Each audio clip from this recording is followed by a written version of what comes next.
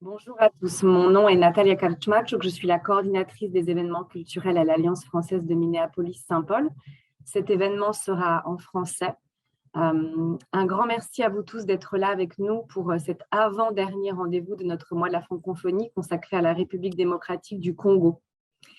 Il nous a semblé primordial, après la musique, l'art, la gastronomie, de parler des femmes, des personnalités ô combien importantes en République démocratique du Congo, mais surtout de celles qui entreprennent, qui choisissent de prendre le contre-pied de ce qui a pu sembler impossible par le passé et qui décident de faire leur chemin coûte que coûte. Pour nous parler de ceci, nous avons le plaisir aujourd'hui d'accueillir 5 formidables intervenantes avec nous, en direct de Goma, Lubumbashi, Bukavu et Minneapolis. Hâte de vous entendre, mesdames. Je fais juste rentrer des gens depuis la salle d'attente. Et un grand merci à vous tous d'être avec nous aujourd'hui.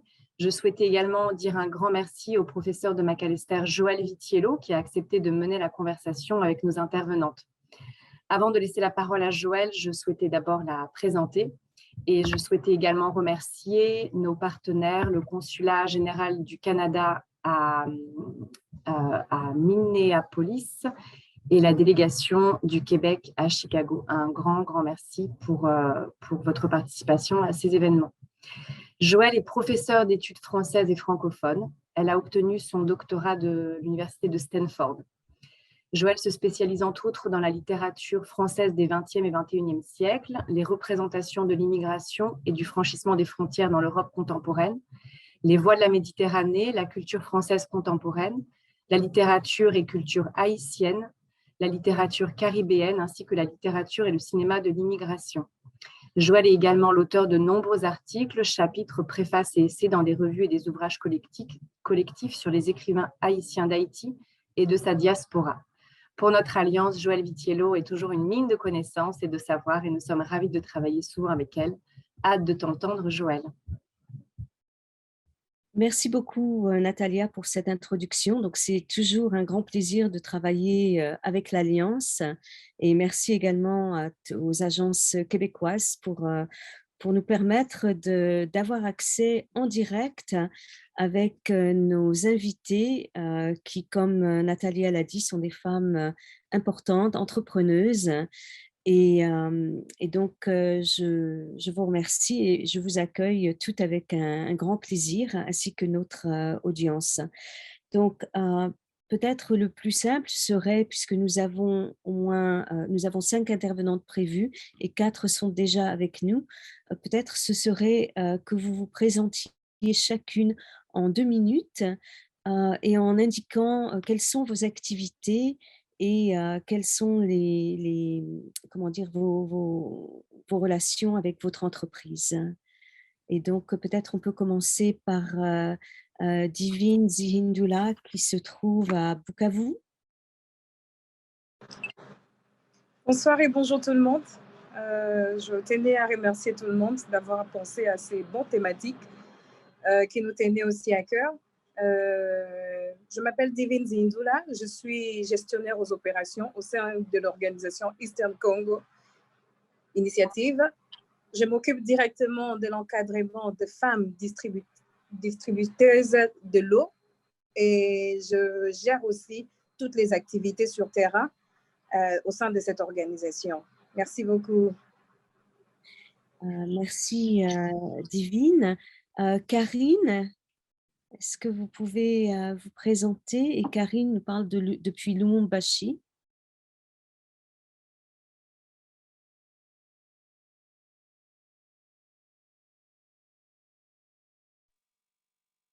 Donc, bonjour à tous, merci beaucoup. Moi, je réponds au nom de Karine Bahati Mouia. Je suis de Lubumbashi. Je travaille avec l'ONG Kimbili au Sanctuaire des enfants, là où je suis en train de jouer l'intérim en tant que coordinatrice générale. À part ça, je suis manager des programmes des filles et je m'occupe des femmes qui ont des enfants réintégrés dans leur famille et aussi des filles mères. J'ai fait le management au Zimbabwe, en African University, et j'ai aussi l'infirmière, je suis aussi infirmière à 2 de Zaïd ici à Lubumbashi, à la Chakami. Merci beaucoup. Merci Karine. Claudine qui nous parle de Goma, depuis Goma.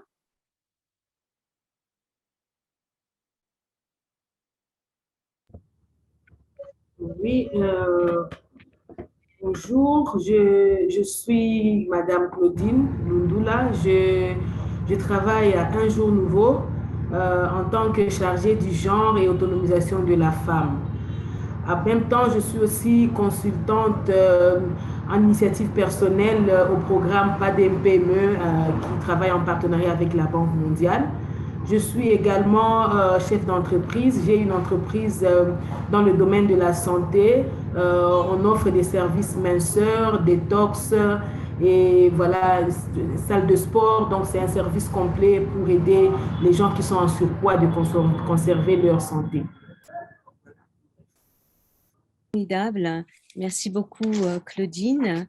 Nous avons également Deti Darba qui nous parle également depuis Goma. Deti. Bonjour tout le monde. En fait, je m'appelle Agano Rumbo Bernadette. Et, mon nom de scène, en fait, c'est Deti Darba. Et je suis artiste musicienne au départ. Je suis chanteuse et j'écris aussi. Je suis mère. Et au-delà de ça, je suis aussi entrepreneur. Donc, j'ai ouvert une maison d'habillement qui s'appelle Yola Collection. Cette maison, c'est une maison Yola, en fait, qui signifie pagne africain en swahili, et pour essayer de valoriser la culture africaine à travers l'art, en l'occurrence le style. Donc, parce que je suis aussi styliste et fashioniste de formation. Alors, à travers la musique, je fais de l'entrepreneuriat, parce que la musique en soi, c'est déjà l'entrepreneuriat. Et à travers Yola Collection, nous avons un programme pour aider les jeunes filles et femmes artistes à développer leur potentiel, que ce soit dans la coiffure, que ce soit dans le maquillage, que ce soit dans le style ou dans la musique. Alors, pour l'instant, d'ailleurs, il y a une formation qui est en cours en maquillage qui va finir, je crois, demain. Et nous aidons ces femmes-là à vraiment développer leur potentiel, et cela les permettra de gagner leur vie à travers le don qu'elles ont. Voilà, c'est dans ça que c'est dans le premier volet de Yola. Et d'un autre part aussi, je suis militante des droits des femmes et surtout les body positivity, les femmes rondes. Donc, déjà que moi-même je suis ronde. Alors, c'est dans ce sens-là que nous avons un long programme de concours, un concours de Miss Big Tolio. Donc, c'est un concours de Miss de taille, de la grande taille, des rondes, enfin, des Miss rondes, pour essayer de redonner cette confiance en soi à toutes ces femmes rondes qui, à cause de la stigmatisation du monde aujourd'hui, tout le monde te dit qu'être belle, il faut, voilà, et tout. Alors, nous prenons ça, et voilà, c'est dans ce sens-là que nous travaillons avec la collection au-delà d'être artiste. Merci. Bien, merci beaucoup. Et nous avons également une intervenante qui est basée aujourd'hui à Minneapolis, à Excelsior, Rebecca. Bonjour, je suis ici à Minneapolis et toujours je suis le président du conseil de Saidiana. Nous sommes une entreprise de but de non-profit qui donne l'argent pour les entrepreneurs à Lubumbashi. Donc, nous travaillons à Lubumbashi seulement et nous donnons l'argent pour les femmes avec qui élèvent les poules ou commencent un restaurant ou quelque chose comme ça. Et il y a 30 ans, j'étais dans le cours de la paix dans la ville de Mushenge, Kasai occidental, là au Congo. Merci. Merci beaucoup, Rebecca. Donc, pour notre public, vous voyez qu'on a vraiment 5 femmes vraiment très impressionnantes. Et donc, je voudrais juste dire un petit mot sur le fait que les femmes, puisque nous sommes à la fois dans le mois de la francophonie, mais aussi mars, c'est aussi le mois des femmes. Donc, c'est un sujet tout à fait approprié et que les femmes partout dans le monde, mais on oublie souvent que sur le continent africain, quels que soient les pays, les femmes sont également la colonne vertébrale de l'économie informelle, quel que soit le domaine, qu'il s'agisse de l'agriculture, des petits commerces, du domaine artistique ou des PME.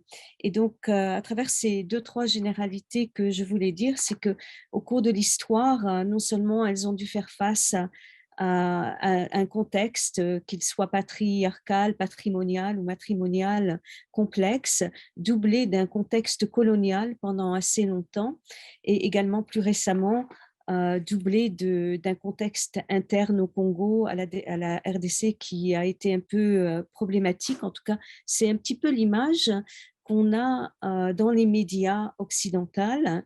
Et donc, c'est intéressant pour nous aujourd'hui d'avoir une vision plus décoloniale de la question des femmes entrepreneurs.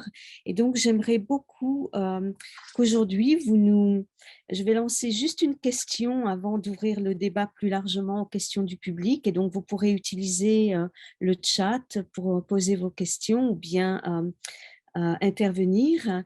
Et donc, je voudrais vous poser une question générale à toutes, qui est de savoir comment vous êtes devenue entrepreneur, quels ont été les enjeux pour vous, les défis, les obstacles, mais aussi les réussites dont vous êtes les plus fiers.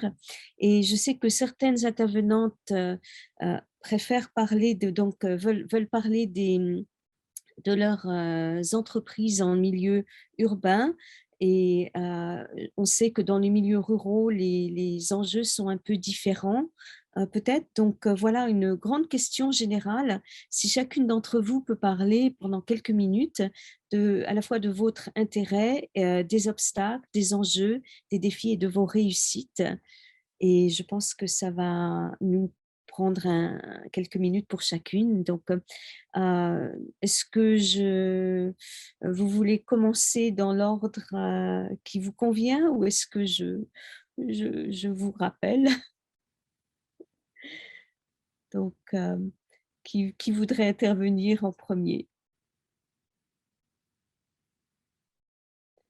Donc, personne ne se portant volontaire, je vais commencer peut-être avec Divine, voilà. Merci beaucoup, Joël, pour la parole. Je vais essayer un peu d'être pragmatique dans ce que je vais dire. Je vais être un peu terre à terre, mais très réaliste par rapport à ce que nous rencontrons ici. En fait, premièrement, ce qui m'a motivée à vouloir devenir entrepreneur ou bien encadreur de femmes entrepreneurs, premièrement, c'était recherche de l'autonomisation. En fait, je voulais devenir indépendante, je voulais être autonome et un peu différente de ce que les gens pensent de la femme. Je ne voulais pas dépendre de quelqu'un, je voulais faire quelque chose et apporter un plus dans le monde féminin, en fait. Mais comme vous le savez, c'est vrai, il y a plusieurs enjeux qui sont différents entre milieu rural et milieu urbain. Dans le milieu rural, il y a les soucis du pouvoir d'achat. Vous voyez, il y a pas d'argent, en fait. Alors, quand vous vous retrouvez dans le milieu rural, un entrepreneur a tendance à vouloir aller revendre ce qu'il est en train de faire en ville. Parce que dans le milieu rural, il y a une maigre possibilité de s'acquérir certaines choses. Mais je dirais aussi qu'il y a aussi beaucoup de défis en tant que femme entrepreneur. Il y a non-accès au financement. Et si cet accès-là existe, elle est pas connue auprès de ces femmes-là. Il y a l'accès aux informations sur comment procéder en matière administrative. Comment est-ce que cette femme-là, comment est-ce que l'entrepreneur peut acquérir certaines autorisations? Il n'y a pas accès à l'information. Il y a aussi le non-accompagnement ou bien un encadrement en fait que l'État prévoit, afin que la femme ne se sente pas dispersée. Parce que tu peux avoir des idées, mais il n'y a pas d'encadrement pour pouvoir t'orienter sur comment est-ce que tu vas te diriger, afin que ces idées-là deviennent innovatrices. Alors, par rapport aux obstacles qu'on peut trouver dans le milieu rural en tant que femme entrepreneur, c'est en fait la société, premièrement. Il y a beaucoup de préjugés. La femme n'a pas directement le droit de faire un commerce. Alors, dans le milieu rural, on juge que la femme est faite pour être à la cuisine. Elle est faite pour être dans le ménage. Alors, quand une femme veut entreprendre quelque chose, il y a de préjugés sur elle.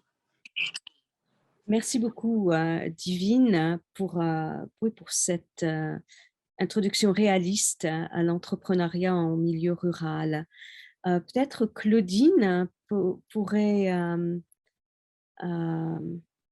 intervenir, Karine, pardon, pourrait intervenir maintenant.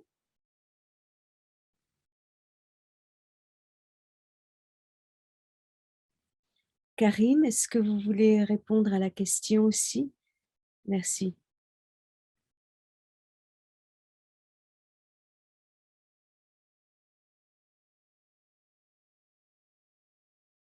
Karine, vous êtes encore muted. Okay.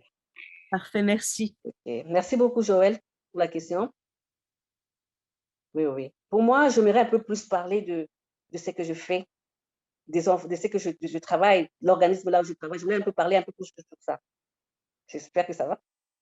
Bon, je voulais un peu parler de l'entrepreneuriat des filles mères de la rue et des femmes, entre guillemets, les femmes des enfants réintégrés dans leurs familles respectives. Un cas de l'ONG Kimbilio.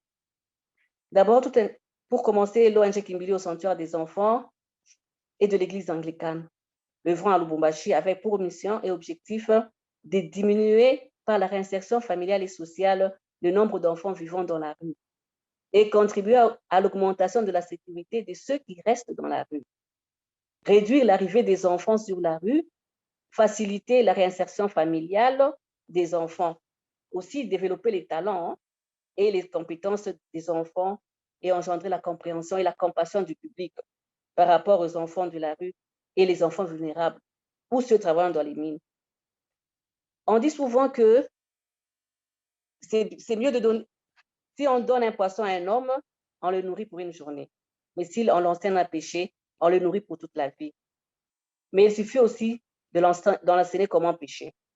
J'aimerais parler un peu, nous travaillons en collaboration avec Saïdiana dans le cadre de renforcement des femmes entrepreneurs. Le projet de coupe, nous avons le projet de coupe-couture et le projet d'esthétique. Le projet de coupe-couture qui a débuté il y a quelques années, en 2014, on a commencé avec un seul site avec 4 femmes du village. On a écrit un cours, donc on a fait des cours de calcul, de maths et les cours de couture, ce qui pouvait permettre aux femmes de connaître un peu comment calculer, comment faire des calculs, des mesures. Et grâce à Saïdiana, nous avons pu sauver ces femmes-là. Et notre objectif était de vouloir empêcher les enfants à retourner dans la rue. Parce que nous avons remarqué que souvent, les enfants sont dans la rue parce qu'il y a la pauvreté. Soit à la maison, il n'y a rien, le papa ne travaille pas, la maman ne fait rien. Et alors, on se dit, dans ce cas, qu'est-ce que nous pouvons faire? Nous devons apprendre à nos femmes de travailler pour prendre charge de leurs enfants. Et ça nous a permis de travailler avec, nous avons fait, il y a plusieurs groupes ont passé, nous avons eu 2 groupes, nous avons aidé les femmes et après, nous avons notre institutrice Mireille qui a la charge d'aller visiter les femmes, voir comment est-ce qu'elles travaillent. Et dans ce cas aussi, les femmes font des bénéfices de $30 à $50 par mois et cela empêche les enfants de se retrouver dans la rue. Et aussi, ça permet aussi aux enfants d'aller à l'école et la femme est épanouie. Parce que souvent, il y a des hommes qui sont vraiment inconscients, qui ne peuvent pas prendre leur charge. Et en ce qui concerne les cours d'esthétique pour nos filles mères, le cours d'esthétique pour les filles mères a commencé en 2018. Nous avons pris aussi 5 filles mères, avec un cours de 5 mois. Là, nous avons les cours d'esthétique, il y a le maquillage, comment faire la coiffure, comment faire des perruques, comment faire le bain d'huile, tout ça. Et après, nous avons aussi le cours de business. Maintenant, le cours de business est donné par nos collaboratrices, Madame Nancy et Béatrice, qui sont de Lubumbashi, de Saïdiana de Lubumbashi, et qui font du travail. Et à la fin de ce cours, pour les filles mères, c'est 5 mois, et pour les femmes, c'est 4 mois. Et après, nous avons on leur donne les kits, et elles s'en sortent bien. Et les femmes et les filles mères. Mais nous avons aussi des défis. Les défis que nous avons, c'est quoi? Quand les filles, il y a des moments où on n'a pas de financement. Il y a les financements, on n'a pas de financement, et alors on est obligé d'arrêter la session. Et quand on arrête comme ça, et les enfants, on ne sait plus même faire le suivi, parce qu'on a l'objectif, nous devons faire le suivi dans leur famille et dans leur maison. On ne sait plus le faire parce qu'on n'a pas de financement. Il y a des fois où Saïdiane aussi a des problèmes avec des financements, et nous, on ne sait pas continuer. C'est ça nos défis. Et puis aussi notre défi, c'est les problèmes de l'État, notre État. Parce que nous devons toujours avoir des papiers. Et ils ne veulent même pas voir que ça, ce sont des enfants vulnérables. On peut les aider, soit on n'est pas payé des frais, des papiers. Maintenant, les enfants sont obligés de travailler dans leur maison, et parfois, maintenant, pour avoir la clientèle, c'est de bouche à l'oreille. Et parfois, ça peut compliquer. Et les femmes aussi, ce sont les voisins qui achètent parfois dans le marché. Alors, nous avons notre projet, nous avons notre vision, et que nous puissions avoir un centre. Donc, nous pouvons avoir un centre là où nous pouvons mettre un centre qui sera tout près d'abord de l'église cathédrale anglicane, là où est tout près du marché, parce que là, ça sera plus facile pour nous de récolter les enfants qui viennent de la rue, et ça sera facile aussi pour mettre le salon de coiffure, le cours d'esthétique et le cours de coupe-couture en même endroit. Là, ça sera aussi facile pour nous, et c'est ça qui nous est un peu, ce sont les difficultés que nous avons, et c'est notre projet d'avenir. Si nous trouvons les financements, c'est ce qu'on pourra faire. Et aussi, nos filles mères, nous avons remarqué qu'avec nos filles mères, souvent, elles restaient aussi ils pouvaient aussi se promener avec des enfants dans la rue, ce qui n'était pas bien. Et alors, grâce aussi à Saïdiana qui nous a vraiment épaulés, et nous disons aussi merci par cette canal. Et je dis merci. À plus tard. Merci beaucoup, Karine, pour avoir parlé de ces sujets. Je suis un peu familière avec la question des enfants des rues en Haïti, par exemple, où la question est importante, où les enfants vivent en bande dans les rues et où il est très difficile de les réinsérer dans la société, de les envoyer à l'école, etc., et où la rue est un espace autant d'agression que de protection, et où les petites filles qui vivent en bande dans les rues ont aussi des problèmes parce qu'elles donnent naissance aussi aux enfants dans les rues. Donc, il y a toute une écologie spécifique. Donc, peut-être pour passer à un domaine très différent, on va donner la parole à Deti Darba, artiste. Elle s'est présentée de façon un peu modeste, mais on sait qu'elle est très célèbre. Et elle nous parle de Goma. Merci, Deti. Merci beaucoup à vous, Joël, pour la parole. Merci aussi pour la question posée. La question qui est de comment je suis devenue entrepreneur. Donc, je vais d'abord parler de mon côté artiste. La plupart des artistes se retrouvent entrepreneurs par hasard. Pourquoi je dis par hasard? Parce qu'au départ, c'est un don. C'est juste un don avec lequel on est. Et après, on se rend compte que non, je peux danser, je peux chanter, je peux être comédien, je peux être cinéaste. C'est après, surtout en étant jeune, dans l'adolescence, souvent qu'on découvre qu'on peut faire ceci ou cela. Alors, comment je suis devenue entrepreneur, en fait? c'est dans un des moments fous, je m'étais retrouvée à un certain moment au bout du mur. Au bout du mur, en fait, je suis orpheline de père. J'ai grandi sans avoir pu connaître mon père. Il est décédé quelques jours après le mariage et ma mère a décidé de ne pas se remarier. Alors, j'ai grandi comme ça avec ma mère. Mais au fond de moi, je voulais aider ces femmes. Je voulais être un pilier pour elles.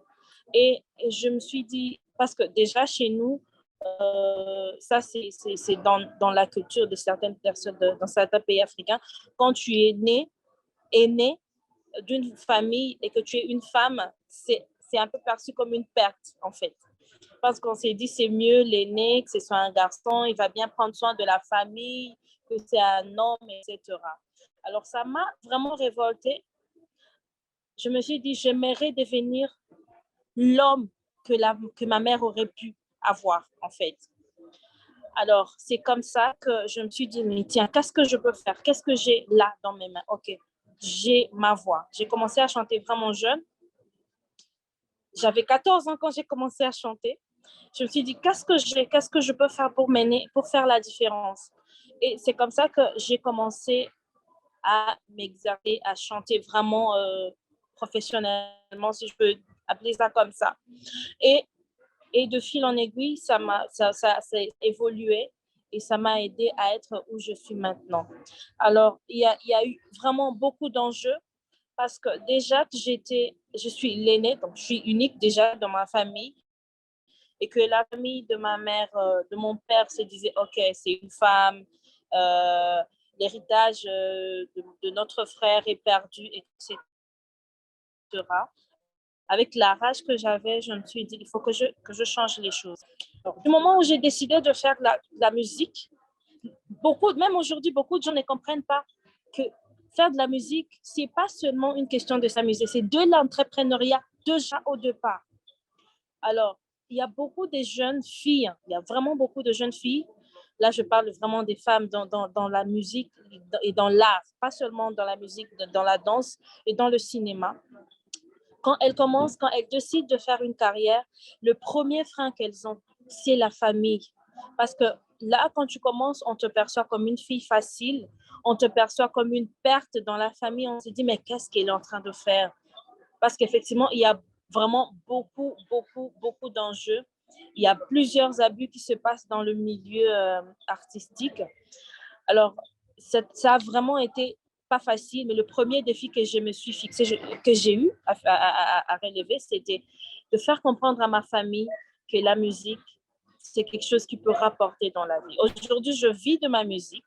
Aujourd'hui, je suis en train d'aider du mieux que je peux, en tout cas, d'autres femmes, jeunes filles, artistes qui sont en train de venir à travers des formations en art, effectivement. C'est grâce à la musique. Et c'était mon premier défi. Et je fais de plusieurs personnes qui décident d'emprunter la voie artistique. Ce n'est pas vraiment facile. Je réponds un peu ce que Madame Divine, je crois, a dit. Ce n'est pas seulement quelque chose qui se vit dans le secteur rural, hein, dans l'entrepreneuriat rural. C'est quelque chose qui se vit aussi, même, pas seulement dans l'urbain, mais surtout dans le métier de l'art. C'est quelque chose qui nous fait vraiment de la peine parce qu'on travaille dans l'informel. Déjà, le ministère de la Culture, c'est à peine qu'ils sont en train de reconnaître certains textes. Tellement le monde est en train d'évoluer, mais nous sommes en train de fonctionner selon, Joël, vous en avez parlé, nous sommes en train de fonctionner encore avec des lois coloniales, avec des lois qui datent depuis 1950, 1960, les choses ne changent pas. Alors, en travaillant dans l'informel, ça fait qu'il y a beaucoup de gens qui se disent de managers, des producteurs aujourd'hui, et qui, par exemple, peuvent venir dire à une jeune fille, voilà, j'aime ce que tu fais, tu as du talent, je vais te produire. Ça fait que tellement la personne est naïve, elle n'a pas l'information suffisante, elle se laisse faire, elle sera abusée. Il y a de ces filles, il y a de ces jeunes filles qu'on emmène en Europe ou aux États-Unis, on leur promet de la production et ensuite on les fait, elles deviennent des esclaves sexuels, on commence à vendre leurs organes, etc. C'est des choses qui font vraiment mal Et c'est d'ailleurs à cause de ça que je suis devenue activiste des droits des femmes. Mais je me suis dit, je vais commencer par ce qui me touche moi personnellement pour essayer de toucher aussi ceux qui sont autour de moi. En l'occurrence, la femme ronde, parce qu'on a vraiment cette stigmatisation-là. À chaque fois que quelqu'un te voit en train de manger au restaurant, moi, une fois, ça m'est arrivé, quelqu'un qui vient te dire « Non, mais tu ne peux pas manger ça, madame, vous êtes assez grosse, vous ne pouvez pas manger ça. » Vous voyez un peu ce que ça fait. Et j'en profite pour donner un peu de force et de courage à toutes les femmes rondes qui sont en train de nous suivre dans ce Zoom. Vraiment, que personne n'a le droit de vous dire, de vous comporter de telle ou de telle autre manière. Vous êtes le seul maître de votre vie. Vous êtes belle, vous êtes intelligente, vous êtes forte. Donc, voilà, c'était une parenthèse. Et en bref, c'est pas à travers tout ça que je me suis dit, non, mais tiens, il y a plein de femmes, il y a plein de jeunes filles qui sont en train de souffrir. Elles n'arrivent pas à exprimer leurs dons, leurs talents, parce que déjà leurs parents ne font pas confiance à ces métiers, parce qu'il n'est pas, parfois, il n'est pas souvent crédible, hein, parce qu'on n'a pas les bonnes personnes avec nous. Et je me suis dit, pourquoi ne pas essayer du mieux que je peux d'accompagner certaines de mes petites sœurs. Alors, c'est comme ça que nous avons, avec Yola, organisé ces séances de formation. Nous sommes vraiment à nos débuts. Nous avons commencé avec la formation en art d'esthétique, mais le gros derrière, ce que nous voudrions organiser des formations en capacitation de la femme artiste, qu'elle essaie de comprendre c'est quoi l'art, dans quoi qu'elle essaie surtout de comprendre ses droits et ses devoirs. C'est vraiment important. Souvent, surtout dans l'entrepreneuriat, nous avons envie de faire des choses, nous avons envie de changer les choses, mais on ne sait pas comment les choses se passent. Alors, c'est un peu comme ça que nous nous sommes dit, mais tiens, c'est un sujet important. Ce serait bien d'organiser des choses comme ça pour aider nos petites sœurs à venir et à faire des choses merveilleuses. Parce que la musique, moi, je dis toujours, la musique, là, c'est un métier qui fait gagner des milliards. Merci. Merci beaucoup, Déti. Et on espère qu'avant de nous quitter, on pourra écouter un petit peu de votre musique. Pardon? Je disais que j'espère qu'avant qu'on se quitte, sur la fin de notre conférence, de notre table ronde, qu'on pourra écouter quelques notes de votre musique. Je partagerai mon écran et je vous ferai partager un peu de musique de Déti à la fin de l'événement. Super, merci. Donc, nous avons perdu Claudine pour le moment, mais donc on va donner la parole à Rebecca. Merci. Si vous voulez bien parler de votre parcours, donc comment vous vous êtes retrouvée en République démocratique du Congo. Vu de loin, on ne sait pas trop comment on peut s'engager de façon solidaire avec les femmes de la RDC. Et donc, si vous voulez bien nous parler un peu de votre expérience. Oui. Pardon, mais je pense que je n'ai pas dit que je travaille avec Saïdiana, avec Karine et Béatrice à Lubumbashi. C'est ça, nous cherchons les bienfaiteurs ici aux États-Unis pour gagner l'argent pour donner à Lubumbashi pour l'école et aussi pour les entrepreneurs à Lubumbashi. Mais je voudrais parler un peu à propos des difficultés rurales comme Claudine, je pense qu'elle a parlé un peu de ça, mais avec les problèmes dans les petites villes, il y a les gens qui n'ont pas l'argent, il faut donner le crédit tout le temps. Et aussi, c'est difficile pour les femmes qui n'ont pas les droits. Il faut avoir la permission d'un homme de travailler pour aller chercher peut-être les inventoires ou quelque chose comme ça. C'est très, très dur pour elles.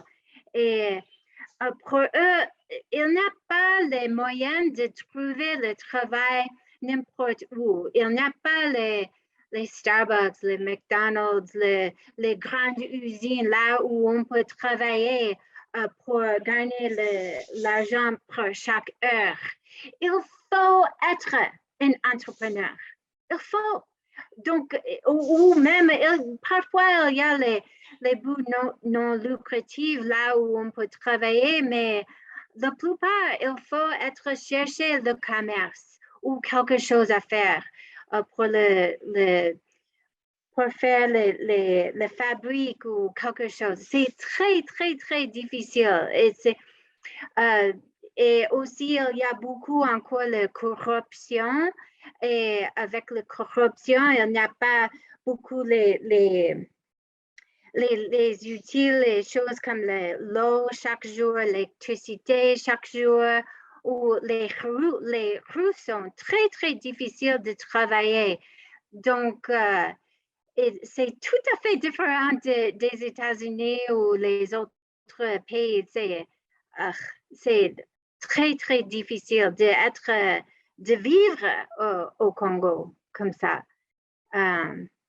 Mais pour moi, j'ai les perspectives des États-Unis ou les autres pays et le pays de Congo comme ça, je sais comment c'est si difficile de vivre et de gagner l'argent. Et chaque jour, c'est une guerre comme un petit pour chercher les nourritures pour les enfants et c'est très, très difficile. C'est ça. Et merci beaucoup pour toutes les femmes qui peuvent avoir l'électricité pour prendre le temps pour protéger les vies et pour bien à toutes les femmes de Congo. Merci. Avant de passer la parole à Claudine, est-ce que vous pouvez nous dire comment vous vous êtes retrouvée au Congo? Qu'est-ce qui vous y a amené?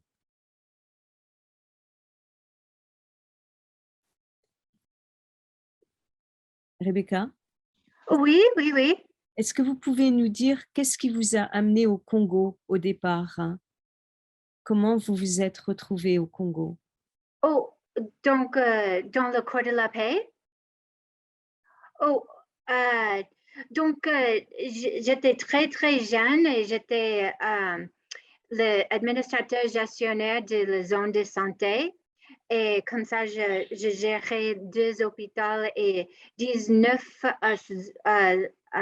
petits centres de santé. Et là-bas, les malades n'ont pas l'argent. Donc, on a commencé les petites entreprises là-bas, les restaurants et les magasins pour gagner l'argent pour l'hôpital, pour acheter les médicaments. Et c'était très, très dur de trouver les haricots et les riz pour le restaurant. Mais on a cherché, mais avec l'inflation là-bas, il faut prendre l'argent et acheter l'inventoire tout de suite. Donc, sinon, l'argent perdre la valeur et on ne peut plus, et c'est difficile de sustain le commerce. C'est très, très difficile d'avoir le commerce parce que le bénéfice, c'est difficile d'avoir quand il y a l'inflation. D'accord, merci beaucoup Rebecca. Alors Claudine, si vous voulez nous parler un petit peu à la fois de votre parcours, des enjeux, des défis que vous rencontrez, et je pense que vous souhaitiez parler plutôt des zones urbaines, n'est-ce pas?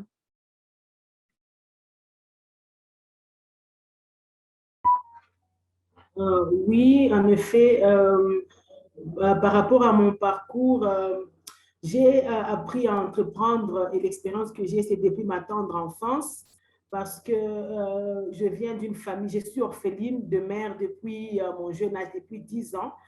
Une année après, mon père s'est marié et puis il s'est remarié et ça n'a pas été facile avec ma nouvelle mère. Alors, ça m'a poussé très tôt à pouvoir me débrouiller pour pouvoir répondre à mes besoins en tant que fille.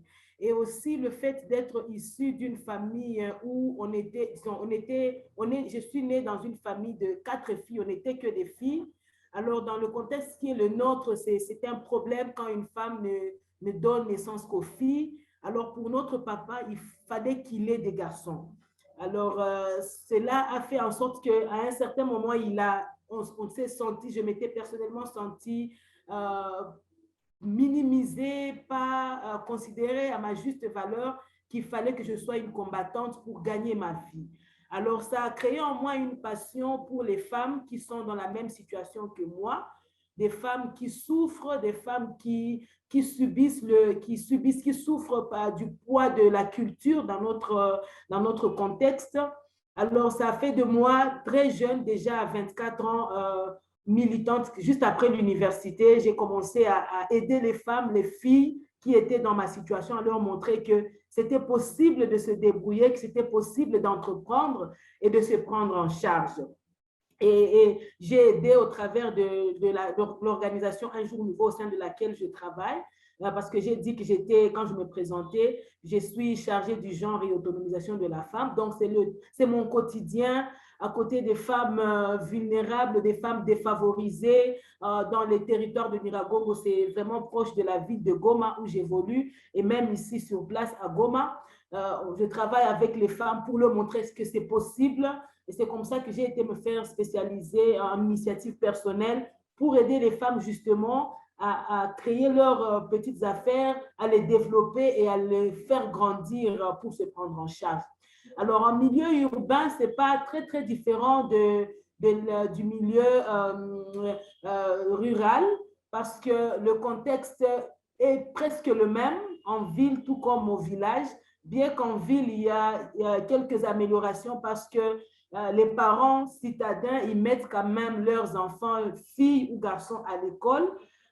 Mais il y a toujours ce poids de la culture et c'est là le défi dont je voulais parler, qui fait que la fille, depuis déjà sa conception, je dirais, la nouvelle n'est pas la bienvenue en famille. Déjà pour son père, qui se dit une fille, bon, il ne va pas perpétuer la famille parce qu'une fois mariée, voilà, elle n'appartient plus à la famille. Donc, il faut concentrer les efforts sur les garçons parce qu'ils constituent le futur de la famille. La fille, sa place, c'est plus à la cuisine, elle doit apprendre à faire le ménage.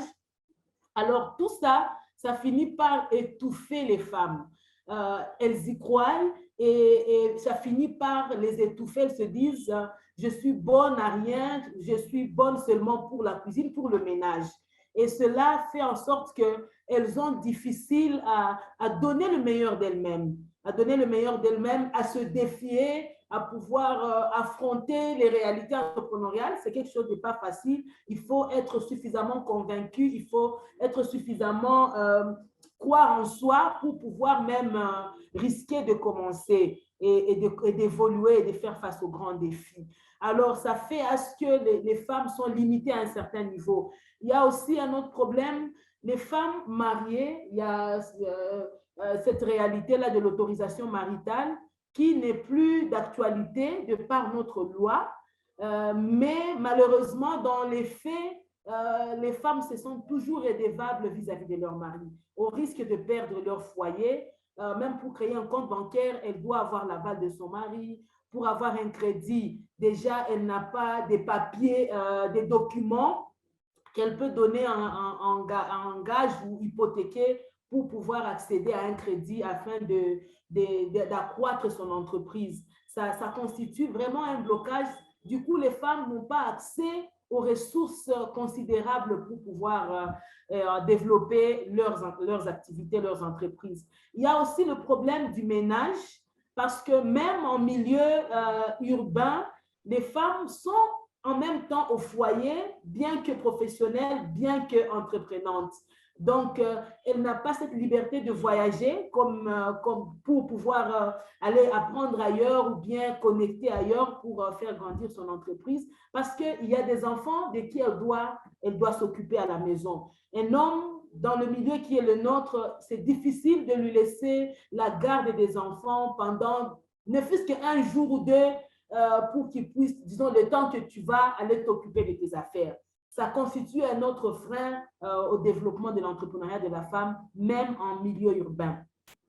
Il y a également un problème de culture où les femmes ont du mal à connecter facilement avec les autres femmes parce que, bon, celle qui essaye d'exceller, on dit, voilà, on la stigmatise très souvent.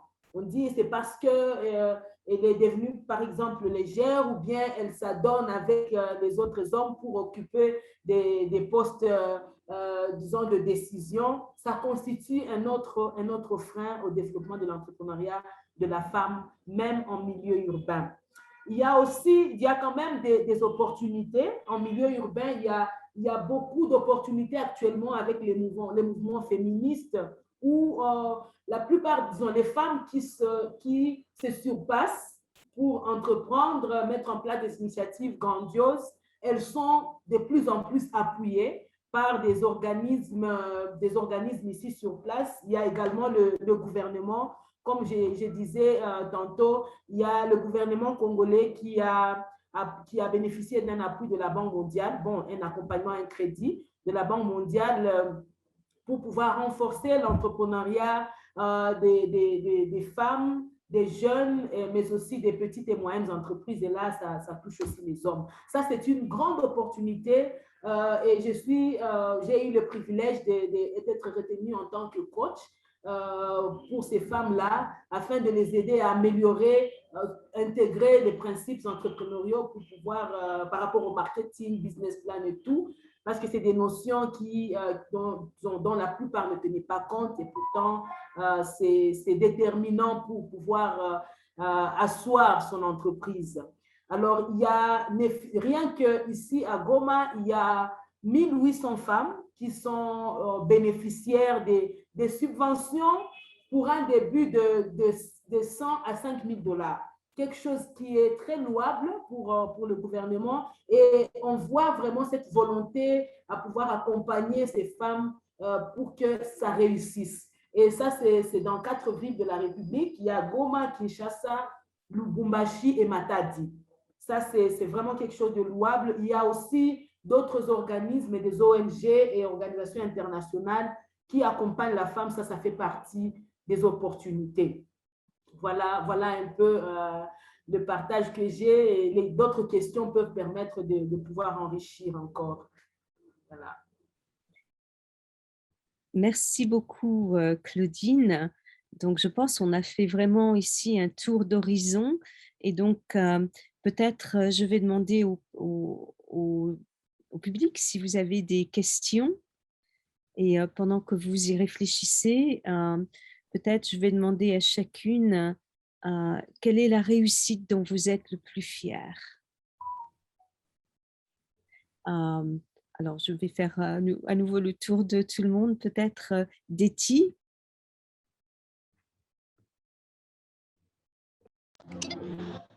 Merci pour la parole. Excusez-moi, il fait un peu noir. Je suis dans le jardin, en fait. Parlant de ma plus belle réussite, vraiment, la plus belle réussite, c'est la fois où j'ai remarqué que mon talent était reconnu par ceux que je n'imaginais même pas. En fait, c'était un 21 septembre. Il y avait un grand concert pour la paix. Ça s'est fait à l'aéroport. Il y avait plusieurs personnalités, plusieurs artistes, dont Jeremy Gilley, c'est un acteur américain. Il y avait la grande star américaine aussi, Akon. Et il y avait un autre artiste congolais, Lexus Legal. Et j'étais la seule femme sur toute l'affiche qui allait représenter toutes les femmes, en fait, toutes les femmes artistes. Et moi, je m'étais dit, ça, déjà, c'est une très belle opportunité. Et puis, on va chanter pour la paix. Et parce que pour ceux qui ne connaissent pas, on est à Goma. C'est à l'est de la RDC. Et ici, il s'est passé plusieurs choses. Il y a eu le volcan 2 fois, il y a la guerre, l'insécurité. En tout cas, nous sommes des survivants. Moi, je dis à chaque fois que je le peux, la population de Goma, c'est une population des survivants. Survivons et nous le faisons pour le mieux. Malheureusement, l'insécurité n'arrête pas et aujourd'hui, elle a migré vers Béni où les gens, récemment même, c'est quelque chose qui m'a vraiment choquée. Récemment, il y a des gens qui sont morts et faute de corbillard, on est obligé de porter des morts sur des motos. C'est quelque chose qui m'a fait vraiment très mal. Alors, ce jour-là, je rentre un peu sur la chose, ce jour-là, nous avions chanté pour la paix, nous avions célébré la paix devant plus de 60 000 personnes. Et quand tu ressens le feedback de ces personnes-là, tu te dis, mais ça, c'est comme si je vivais mon rêve, en fait. Moi, c'était ça la plus grande réussite. Je participais à une très grande cause et de façon vraiment solennelle. Et quand j'ai eu le feedback des gens qui étaient en train d'écouter ce que je disais, ce que je chantais, et qu'ils comprenaient le message que je passais, je me suis dit, il faut vraiment que je reste dans ce métier, c'est le meilleur des métiers. Donc voilà, toutes les personnes, artistes qui sont en train de nous suivre, à travers votre voix, passez les messages qu'il faut, des bons messages. Il y a des gens, moi je dis toujours, la musique c'est quelque chose, c'est comme un médicament. Il y a des gens qui guérissent à travers la musique. Il y a des gens qui changent leur façon de voir les choses à travers la musique. Sans oublier qu'il y a des gens qui gagnent aussi leur vie à travers la musique. Donc voilà. Parlant de la plus grande réussite que j'ai eue à avoir, en tout cas c'est ça. Et je suis très fière. Je garde des très bons souvenirs de cet événement-là. Merci. Merci, Déti. Divine, si vous voulez nous faire part de votre plus grande réussite. Oui, premièrement, je voulais m'excuser pour le petit problème technique que je viens d'avoir. On vient parler de la plus grande réussite pour moi, personnellement, c'est l'approche que Eastern Congo Initiative a. Son approche, elle est différente du monde humanitaire. Son approche est dans le changement des comportements, dans le changement des mentalités. Alors, il est plus dans le développement et ça permet aux femmes de comprendre qu'elles peuvent participer dans le développement. Parce que Eastern Congo, il travaille avec beaucoup de femmes. Il donne plus l'opportunité à la femme de se défendre. Parce que la motivation est liée. Mais la femme a manqué l'espace pour pouvoir être encadrée. Alors, ce que fait cette organisation, elle encadre la femme, elle montre qu'elle peut aussi diriger quelque chose. Déjà, dans le milieu rural, on va remarquer qu'il y a un grand challenge parce qu'il y a un problème d'éducation. Alors, vous voyez, quand il faut faire le reportage, il y a de grandes difficultés, mais l'organisation a pu soulever ce challenge-là. Elle a pu former les femmes, démontrer aux femmes à l'aide des outils très simples, elles peuvent aussi faire du reportage. Elles peuvent aussi participer directement dans le développement. Alors, ce changement de mentalité, ce changement de comportement est de montrer à la femme qu'il ne suffit pas seulement d'avoir un rêve. Il ne suffit pas seulement de baisser les bras quand tu n'as pas pu atteindre ces rêves-là, mais plutôt retenir des grandes leçons des erreurs que vous avez faites et pour pouvoir faire mieux à l'avenir. Alors, ce changement de mentalité, ce changement de comportement, participer à cela, pour moi, c'est vraiment une grande fierté parce que je change la mentalité de beaucoup de femmes dans le milieu rural. Alors, c'est vraiment une grande fierté pour moi. Merci. Merci beaucoup, Divine. Karine, peut-être maintenant?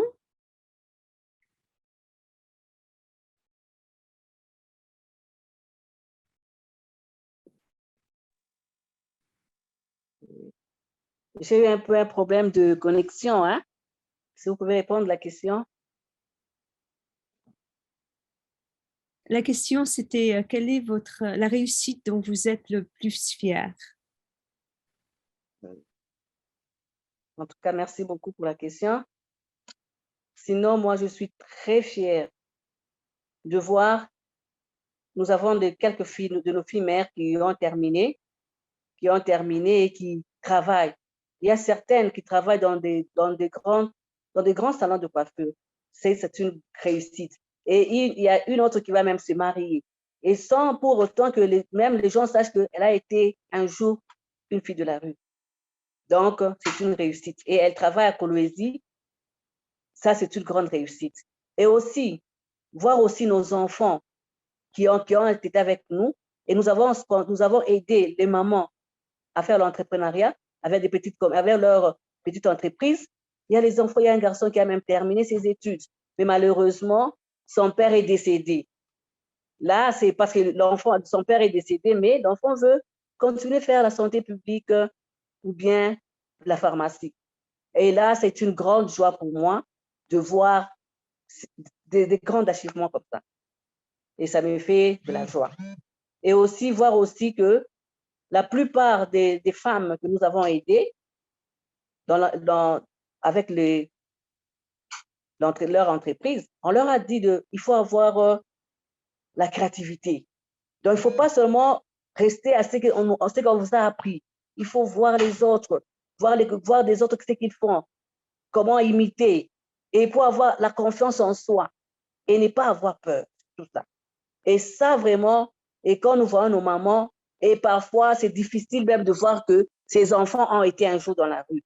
Et quand on voit la maman peut faire les uniformes et peut participer aussi, par exemple, comme chez nous au Congo, on a l'habitude de faire, quand il y a deuil, il y a des uniformes. Donc on aime bien faire des uniformes pour tout le monde. Et vous voyez nos mamans là en train de coudre aussi.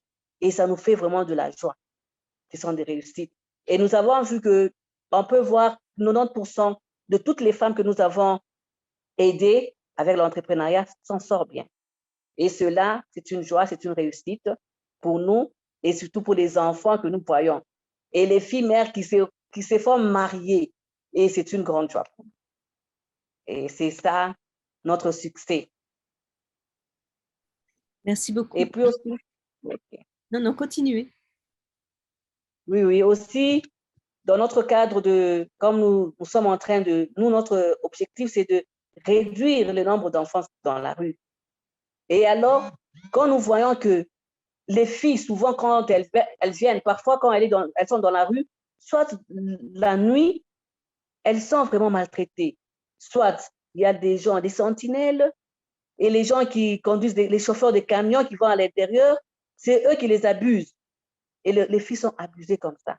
Et on leur donne cette possibilité, cette chance d'être autonomes, de pouvoir aussi faire quelque chose dans la vie. Et on les apprend aussi à être vraiment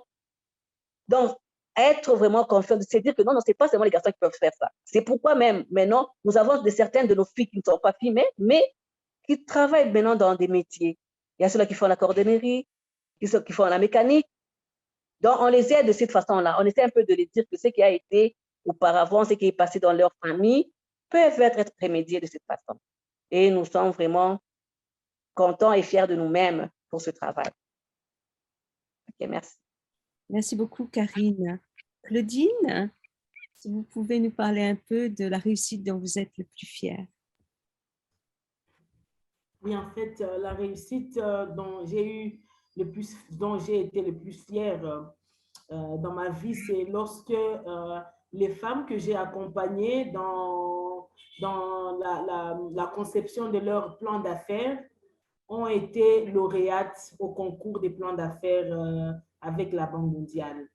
Donc, il y a 55 femmes que j'ai accompagnées qui ont été lauréates parmi les 1800. Ça m'a fait énormément du bien de voir des femmes qui sont venues de nulle part, qui n'avaient aucune idée sur comment mettre en place un plan d'affaires bancable, ont été à mesure de le faire et de défendre leur projet et de réussir de passer et de bénéficier de cette subvention qui va leur permettre, leur vie ne sera plus jamais la même. Alors, je me suis sentie utile et très utile même, et je me suis sentie fière de moi-même. Merci beaucoup, Claudine. Et Rebecca, est-ce que vous pouvez nous dire également quelle est la réussite dont vous êtes le plus fière dans votre accompagnement auprès des petites entrepreneuses ou des grandes entrepreneurs, pardon, congolaises? Oui. Pour moi, c'est toujours que nous sommes une entreprise depuis 13 ans que nous avons donné l'argent à Lubumbashi. Nous étions l'entreprise de non-profit qui donne les choses de microfinance. Nous avons donné l'argent au petit montant aux femmes et nous allons après trouver les intérêts. Mais ça coûte trop cher de faire ça. Donc, nous avons changé et nous sommes en train de donner l'argent et avoir les écoles pour les femmes. Et comme ça, chaque fois que je gagne beaucoup d'argent pour les femmes, c'est une réussite quand nous avons les dons. Et j'aime beaucoup, nous travaillons ici comme les volontaires.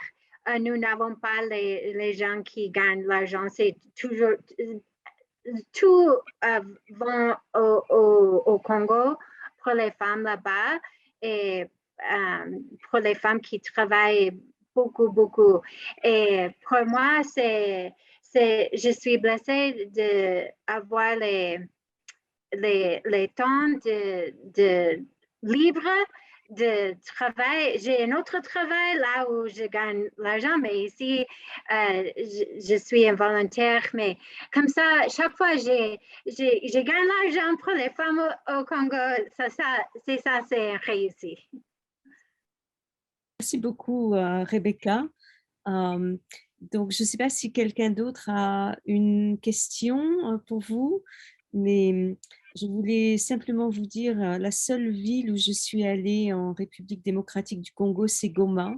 Je ne suis pas restée très longtemps, donc c'était mon initiation à votre pays et je suis absolument admirative de tous vos parcours, des défis que vous avez surmontés, des obstacles que vous avez surmontés aussi bien dans vos parcours individuels, intimes, personnels, que dans les défis auxquels vous faites face quotidiennement et que vous surmontez quotidiennement également avec beaucoup de brio.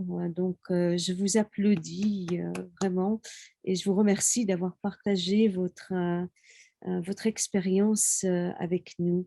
Alors, s'il n'y a pas de questions, est-ce qu'il y a quelque chose que vous voudriez ajouter? Et dans vos recommandations, dans les recommandations de Deti, par exemple, sur le fait que les femmes doivent être fières d'elles-mêmes, je pense que ça peut s'appliquer aux femmes partout dans le monde, que ce soit aux États-Unis, en France, au Maroc, au Congo. Je pense que ce sont des recommandations valides de partout. Donc, je ne sais pas si vous voulez ajouter une remarque avant qu'on se quitte, parce qu'on arrive à la fin de notre réunion, de notre table ronde.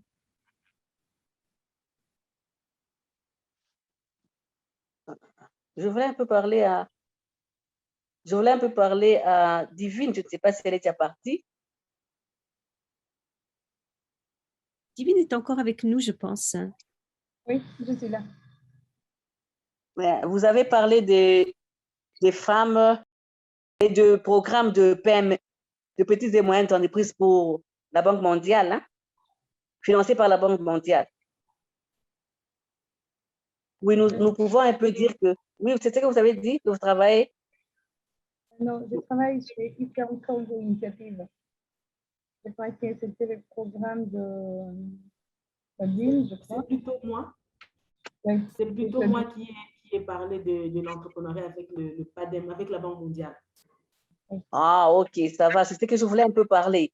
Parce que je vois, on a eu, même ici à Lubumbashi, il y a eu des cours, il y a des formations. Ils ont formé aussi 1800, comme vous le dites là. Ils les ont dotés des téléphones, tout ça. Mais jusque-là, ça fait presque 1 année et demie. Les femmes n'ont pas encore eu leur financement. Même les brevets, on appelle par-ci, par-là, un groupe de gens. Mais jusque-là, ça fait au moins, nous allons dans la 2e année, ils n'ont pas encore eu leur financement. j'aimerais aussi vous demander à vous, quand vous travaillez là-bas, si vous pouvez aussi aider à plaider, hein, plaider pour les femmes que nous travaillons avec, les femmes de nos enfants qui se retrouvent dans la rue. Vous savez, maintenant, avec cet exode rural, il y a beaucoup d'enfants qui viennent du Kasaï, il y a beaucoup d'enfants dans la rue, et les filles, les femmes. Et comme nous travaillons avec les femmes et des enfants que nous réunissons dans leur famille, et aussi des enfants vulnérables, des filles mères, nous voulons un peu demander si vous pouvez plaider, si on pouvait aussi tenir compte, si on pouvait aussi donner des financements à nos femmes qui font la couture. Peut-être ça pourrait aussi les aider. Parce que quand on dit, il faut d'abord avoir quelque chose avant de commencer. Bien sûr, il y a ceux-là qui ont quelque chose, mais si on peut aussi mettre seulement un rubrique là, juste pour les femmes, des enfants qui se trouvent dans la rue et les filles mères. C'est une demande que je voulais faire. Oui, oui, oui. En fait, c'est noté. Si je peux répondre, c'est noté. Oui. Je vais transmettre la recommandation. Mais il faut comprendre que l'opportunité est encore disponible. Mais c'est pour celles qui sont actives. C'est celles qui sont actives et il faut appliquer pour être retenu. Il faut répondre à un certain nombre de critères. Il faut appliquer. Et voilà, être patient, c'est un projet de 4 ans, un projet pilote de 4 ans. Donc, le processus est en cours, mais avant la fin de cette année, ces femmes, celles qui ont appliqué et qui ont été retenues, vont bénéficier de leur financement, leur subvention. Et d'ici décembre 2022, la nouvelle cohorte va commencer. Donc, sensibiliser vos femmes à travailler encore davantage et dès que on va encore lancer l'appel, il faudra qu'elles puissent postuler pour tenter leur chance. C'est vrai qu'elles sont très nombreuses, celles qui appliquent, mais il y a toujours celles qui sont retenues et puis c'est un très grand nombre qu'on retient. Oui, ok, merci beaucoup. Mon problème, c'est de faire quand même quelque chose pour ça, parce que la plupart d'elles, elles ne sont pas, dans ce sont des profanes. Vous voyez, on les apprend, donc elles ne savent pas. Maintenant, pour faire même un projet, c'est un peu difficile pour eux. Alors, si on peut faire seulement mettre quelque chose pour les gens, des femmes, pareil. Est-ce que vous avez des incubateurs à Lubumbashi? Cherchez il y a toujours des incubateurs d'entreprises et là, on peut se faire aider. On peut se faire aider. Si vous avez un projet qui peut les accompagner pour qu'elles apprennent, elles peuvent accéder à cette opportunité. Parce qu'ici, il y a des femmes analphabètes qui ont été retenues, des micro-entrepreneurs. Donc, c'est possible, chercher du coaching, faites-vous aider. Et si vous voulez inviter, moi, je vais aider ces femmes. Ok, en tout cas, vous êtes invités. En tout cas, merci beaucoup. Merci beaucoup. J'ai quand même quelque chose à surenchérir par rapport à ce que Karim vient de dire. Oui, c'est bien de faire ce genre de plaidoyerie, mais si nous devons aussi développer un sens de réveiller notre État congolais. C'est vrai que le rôle des organisations, bien de la Banque mondiale, c'est de nous encadrer et de nous accompagner, mais nous devons aussi réfléchir sur comment réveiller l'État congolais. Parce que ça doit être aussi un grand rôle pour l'État congolais d'accompagner ces femmes-là. Alors, si nous devons faire aussi des plaidoyeries auprès de l'État congolais, enfin, de faire des programmes d'accompagnement pour ces femmes-là qui ont ces problèmes-là d'accès au financement, ça sera aussi une bonne vision pour nous, de pas seulement voir le rôle des organisations internationales, mais de voir aussi comment on va interpeller l'État, comment nous allons faire assez de bruit afin de réveiller notre État congolais, d'établir un programme déjà pour ces femmes-là. Ça sera aussi une bonne chose si nous pouvons réfléchir sur ça à l'avenir. Merci. Ok, merci. Oui. Je ne sais pas si vous permettez, je voulais répondre à Madame Zindoula que comment je vais dire, le programme dont je suis en train de parler, c'est un programme, c'est l'initiative de l'État congolais. Vous pouvez même chercher, c'est programme d'appui au développement des petites, petites et moyennes entreprises. C'est l'initiative de l'État congolais et il y a tout un programme qui a été mis en place et la Banque mondiale, c'est seulement un partenaire financier. Merci beaucoup, Claudine. Merci beaucoup, Claudine. Et sur ces points, si j'ai bonne mémoire, je pense que c'est Anadette qui fait ça. Alors, ce qu'on aimerait aussi, je pense que c'est un programme de ANADEC, je crois, accompagnement de moyens et petites entreprises. Je pense que si on peut avoir de l'information par rapport à ça, c'est vrai que ces cadres juridiques existent, mais il y a pas, les femmes ne sont pas informées, en fait. Il n'y a pas d'information si ces programmes-là existaient. Alors, comme ces programmes-là existent et qu'il y a un cadre juridique, si on peut au moins mettre ça au profit de tout le monde, que les femmes soient informées afin d'y accéder, et puis vous allez pouvoir les accompagner. Mais il y a manque d'informations sur le milieu, sur le terrain. C'est ça qui fait que nous pensons que l'État est inexistant dans ces domaines-là. Donc, si on peut mettre cette information-là à profit de tout le monde et au vu de tout le monde, ça sera une très bonne chose. Merci. D'accord, je vais partager avec vous les coordonnées ou bien le site. Comme ça, vous pouvez visiter. Mais pour ce projet pilote, il n'y a que 4 villes qui étaient ciblées et c'est sur les 4 villes où l'information a circulé. Je l'ai dit, Goma, Kinshasa, Matadi et Lubumbashi. Mais Bukavu, la nouvelle cohorte va toucher 8 villes. Et je crois que Bukavu sera l'une des villes qui va être ciblée pour la prochaine étape. Donc, je vais partager avec vous le site et les différentes coordonnées pour que vous puissiez accéder à l'information et le partager à vos réseaux. Alors, merci beaucoup. C'est un bel exemple de solidarité de femmes sur place pour s'entraider. Donc, c'est magnifique. Nous arrivons malheureusement à la fin de notre table ronde. Et donc, je pense que Natalia voulait partager son écran avec nous et peut-être on va finir en beauté avec un titre de d'Etty. Et moi, je vous remercie. D'Etty, je voulais... Un grand merci, Joël. Vraiment, c'était formidable de vous écouter toutes discuter. C'est un très, très grand plaisir, un très grand honneur d'avoir réussi à avoir avec nous des femmes aussi incroyables, d'horizons aussi divers. Vraiment, c'est un grand plaisir. Je vais partager mon écran et on va finir en musique avec Detty Darba, si elle est d'accord. Je vais partager mon écran pour vous faire finir sur une note musicale. Un grand merci à toutes et au plaisir de vous recroiser. Voilà, à l'Alliance française de Minneapolis, on est ravis d'avoir pu organiser cet événement-là dans le cadre de notre mois de la francophonie. Au revoir et merci à toutes. Au revoir. Au revoir. Au revoir.